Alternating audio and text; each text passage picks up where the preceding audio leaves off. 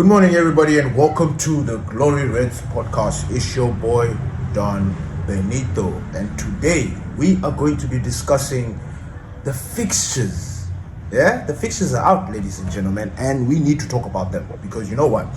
Let me tell you something. If we don't get our preseason right, we have a problem because our first 5 games, in fact, our first 9, there are some bangers in there. There are some bombers in there. Like there are some minefields in there, if you know what I'm saying.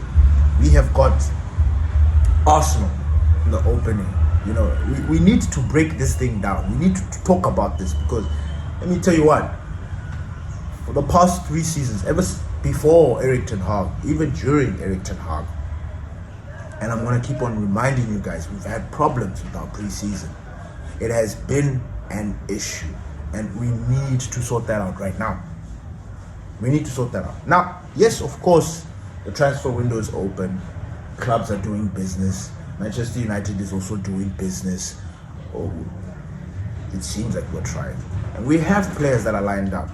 But we need to make sure that these players that we get in come in now. They need to come in now. Not yesterday, not next week.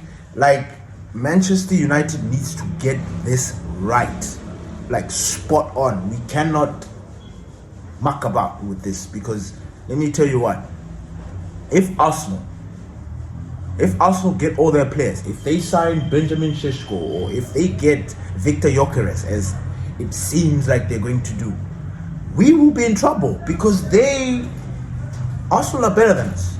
They are better than us. I mean, it's the hardest thing for me to say, and I am saying it with, okay, they're not better than us, but they are ahead of us. When it comes to building a team that is ready to challenge for the title, Arsenal's ahead of Manchester United, and I think everybody else knows that. For them, they just need a cherry on top. They just need to get a striker. You just need to get a striker. It also looks like Thomas Partey is leaving. I don't know why they're not signing him. I would sign him. They look like they're going to get Martin Zubimendi. That is going to be their best signing. Zubimendi, I don't talk much about him, but he's going to be their best signing. I like that player. I know that player. I follow Spanish players. Spain in particular is one of my favorite nations, football nations, because they play very good football. And their players, at the moment, I think the world needs to sort out Spanish players. If you've got a Spanish player in your team, you've got a really good thing coming. But anyway, I'm going too far. Anyway, so the Premier League begins on the 17th of August, and we kick off at home against Arsenal. Now, in my lifetime, in my entire existence, mine, not yours, not anybody else, mine, I have not witnessed us play against Arsenal on the opening day. I'm not.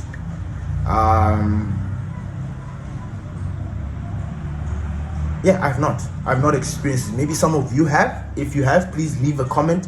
Tell us when it was, what year, how old you were, so we can have a little bit of a conversation going. But I've not had an opening game against Arsenal at Old Trafford in my entire existence, in my lifetime. So this is going to be the first one. And can I just tell you something? Like, I am nervous. I'm nervous because our last 3 home our last 3 openers of this season have not been good. How did we start? Remember the Mateus Cunha one when we played Wolves? This is all on top of my dome, by the way. Wolves, where Cunha was terrorizing us. We beat them that day, but that was not a good game. We should have lost that game. I think we won 1-0. It wasn't a good game. I think Fulham also was not a good game. I think the other one was Brighton. You see, 3. Brighton, Fulham, Wolves. These are supposed to be, on paper, traditionally teams that we just slack about. But for the past 3 pre-seasons, the last 3 seasons, we have not started yes, you could argue, say maybe we won, like the Fulham, we won 1-0. 1-0? That's not characteristic of Manchester United. We would smash teams for, make a statement. Like we used to send a message in the first game. It was normal. It was part of parcel. Like, that was the nature of the beast. You knew the opening day we are winning. You don't have any problems, but things have changed. I mean, to the point where Don Benito needs to talk about the first day where he's like, I'm worried. I am worried. Now we need to make sure that we get all our signings in. That is imperative. We need to make sure we get Mbuemo in. We need to make sure we get our midfielder in. We need to make sure that we get this new striker in. Because at the moment we don't know which striker we're going to get. There are so many strikers out there busy touting names. But what Manchester United is going to do, I don't know. But remember what I told you yesterday. Remember I told you that Ben Jacobs said, look, Manchester United will do business. But as you know, we are financially crippled, and these guys are trying to find solutions to that. And by finding solutions to that, they are not going to rush into deals. We already got Cunha in. Mbuemo, I'm going to say this with my chest and hope that I don't look like a fool, but I think Mbuemo's ours. I'm sorry. I know that I was, before coming on, I was reading something, and it was just, I was reading something about Bryan Mbuemo and the chances of him going to Tottenham and blah, blah, blah. And I'm thinking to myself, why are there a lot of stories about Bryan Mbuemo going to Tottenham? When from day dot, Bryan Mbuemo said, look, I choose United. I choose United. We've not seen Brentford coming here trying to outbid us or trying to bid for Bryan Mbuemo. We've not seen anything concrete like that. So I do not believe that Bryan Mbuemo will go to Tottenham. I know there is a strong case for it because Thomas Frank is there. He just went there. He just signed. Thomas Frank is Tottenham's new manager. And he will probably want to get in Bryan Mbuemo after the stellar season that he had. But remember, Bryan Mbuemo said, I want Manchester. And as Manchester United fans, I think we need to hold on to that. We need to listen to that. I don't think we need to be persuaded otherwise by these other clubs. So Bryan Mbuemo, if we don't get him, I will come here and I will express myself and say, look, I look like an idiot. I thought this guy was coming in here, but unfortunately he didn't. I will own up to it. But as it stands right now, I think Bryan Mbuemo is coming to Manchester United. Yeah. That gravitas that everybody thought that we didn't have, we have it. That pull, we have it. So Bryan Mbuemo needs to come in through the door quickly. And then we need to get that striker. Because I'm sick and tired of talking about this, but we will talk about this until the cows come home. Our forwards were crap. Mediocre at best. And we need to get reinforcements. And we need to get those in as soon as possible. I do not want to start this preseason without our striker. I'm sorry. If we start this preseason without our striker, it's an issue. I'm telling you, it's an issue. We're going to have issues when it comes to it's a problem. Anyway, so Manchester United's fixture list is out. I'm not going to talk about all the fixtures, but I wanted to focus on the first 10 or the first 9 games that Manchester United are going to play. In that first 9, call it a conspiracy, call it whatever you want to call it.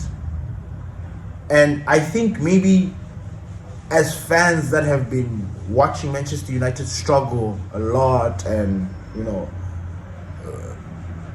not getting backed by the club, it is easy to think that, this fixture list is tough. And history has proven that, we don't look like we start the seasons well and all that stuff. So I understand. Now, let's speak about this in hypotheticals, right?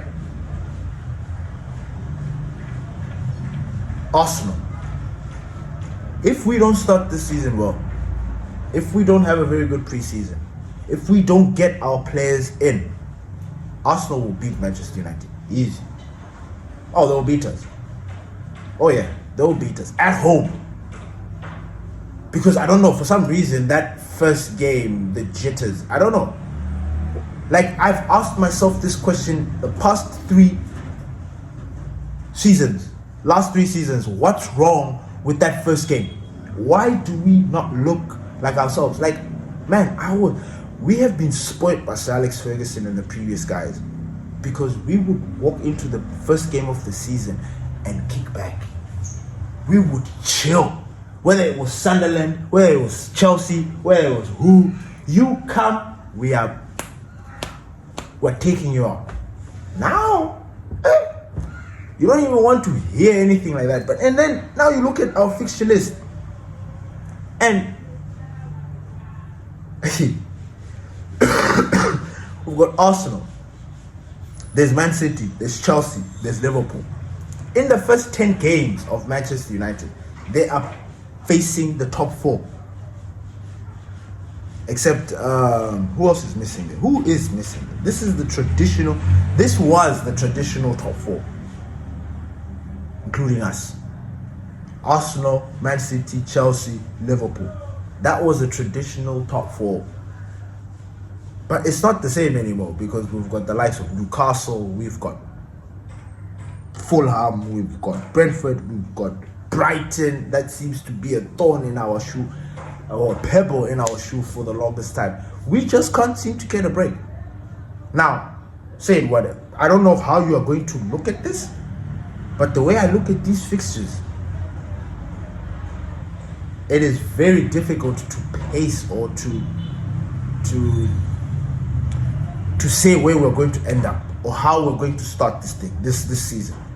Because we play Arsenal, who, by the way, are arguably title contenders next season, because they just need to buy a striker. That's it. They just need to buy a striker. Arsenal is complete. They just need to add that cherry on top. Gyökeres or Benjamin Šeško, whoever it is, they get him, they'll be nah. Whether that guy will be the striker that they want him to be is another story. But they don't need to do so much to bolster the team. Unlike us, we need an open heart surgery in a very strange way. We need that. So we play Arsenal, then we play Fulham, who, by the way, can be tricky. Then we play Burnley the third week, like on the last month, August. Then we open September with the bomber, Man City away, and the Arsenal game is at home, which, by the way, like, if we lose that, if we lose to Arsenal on the opening day at home, I don't know how that will be received. I don't know how people are going to look at the season moving forward. I don't know. Because we don't take lightly, or we don't take kindly to losing to Arsenal. We don't like it. And then they beat us in on the opening game. I don't know. I think it will leave a better taste in our mouth if Arsenal beat us on the opening day. I think it would. And it will make us a little bit nasty, in a sense, like a little bit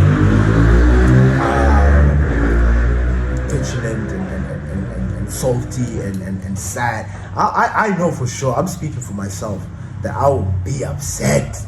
Like, upset. Because I remember when Arsenal have always been our, you know what I'm saying, like the team that we used to spank, you know. But now things have changed, and I get that, I understand that, but my pride cannot allow me. So then on the 13th of September, we face the citizens, the noisy neighbors, and then immediately after that, we're going to the Blues. We're facing Chelsea at home. Then we face Brentford, and then in October we'll play Sunderland, and immediately after Sunderland we'll play Liverpool and Brighton. Honestly, all these games, they're tough. They are tough. And I say they are tough because of what we have been doing. I'm not looking, understand this, I'm looking at these fixtures, né? And I'm using some of the memories from last season, because I don't know what we're going to be next season.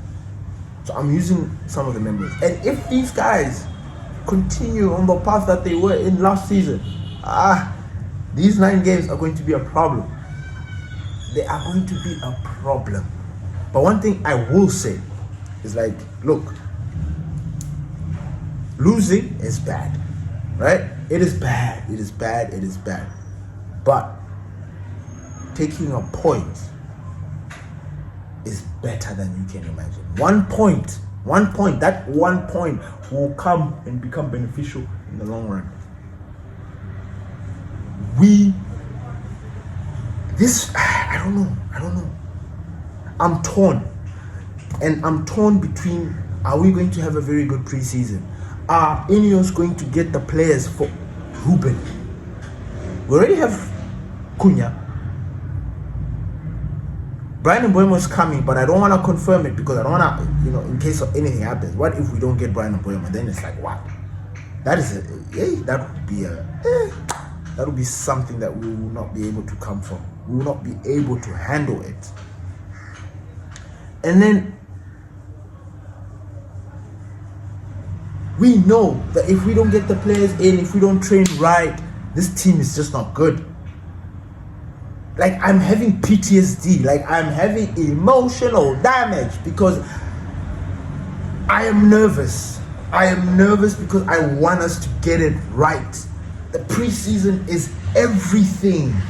It's everything. I will not stop talking about this preseason, guys. I will not because for the past 4-5 years, I've been watching our preseasons and oh my God, they've not been good. The last 3 have not been good.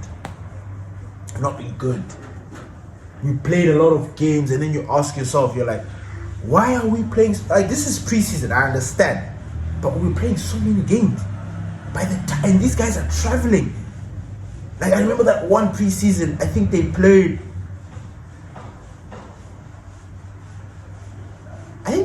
close to 10 games or 8, somewhere there, but they had to travel. And I was thinking to myself, and I think that was the one, I think it was Eric Ten Hag's first season or something like that. It was a disaster. I don't want to have that. I don't want to experience that. Why should every other team hit the ground running and we, for some reason, just not? Chelsea's in the World Cup. Man City's in the World Cup. Real Madrid and all these other guys are in the World Cup. But you will see, come preseason, come beginning of the season, they're going to be firing on all cylinders. What are we doing? We have some of our players that are just chilling there at home, doing football, trying to piss about. What are we doing? So this preseason is important. And if we don't, these games will become... This 9 weeks will be the longest 9 weeks of your life. Because you will see yourself on the table, you will be like, what the hell is happening here? Why are we 11th or 13th already in the beginning of the season? Why? How? What the what? How did it happen that we are here? So we need to, guys, I will always do it. I think every other episode I will talk about preseason until the preseason. Because it is the preseason where everything gets sorted out. When we watch the first game after your preseason, any game after your preseason, when you're done and you play, that is the preparation that we are expecting to see. And in the first game, we see everybody, like, in particular, Wolves. That game where Cunha, the time when Cunha was terrorizing us, and we beat them, yes, but he was terrorizing us. We looked tired. We looked like we had just done parkour or something. Like, the boys looked heavy. They looked tired. What was happening? We cannot have that. Against this high-flying Arsenal, we cannot have that. We cannot have that. Now, you know what's crazy? Something I want also to mention is that Yes, we keep on saying that Arsenal need a striker. We also need a striker. We do. But it is not being spoken about a lot. In a sense that when I look at the news, when I look at the tabloids, right, it seems like Arsenal is the only team that needs a striker more than any other team. I don't know if that makes any sense. And I understand that because, they do need a striker. They do need a striker. But in the stories that seem like it's only Arsenal who will get the first preference, like the first treatment first. Like Arsenal should buy all the strikers that they want, and then after they're done, then it's open markets to everybody else. That's the thing that I'm not understanding. Because when I look at the Gyökeres story, when I look at Benjamin Sesko's story, I'm reading it and I'm like, Arsenal are not making moves. These players are choosing Arsenal. All the reports, everything that I'm reading says Sesko wants Arsenal, Victor Gyökeres wants Arsenal, he wants Champions League, blah, blah, blah. But I'm not seeing a bid. I'm not seeing personal terms agreed. I'm not. So what does that mean? What does that mean? It's fair game to all these guys. We need to go in there and purchase. Yes, we're not going to be in Europe. But then this is where this is where the sweet talking begins. This is where the sweet talking comes. And you...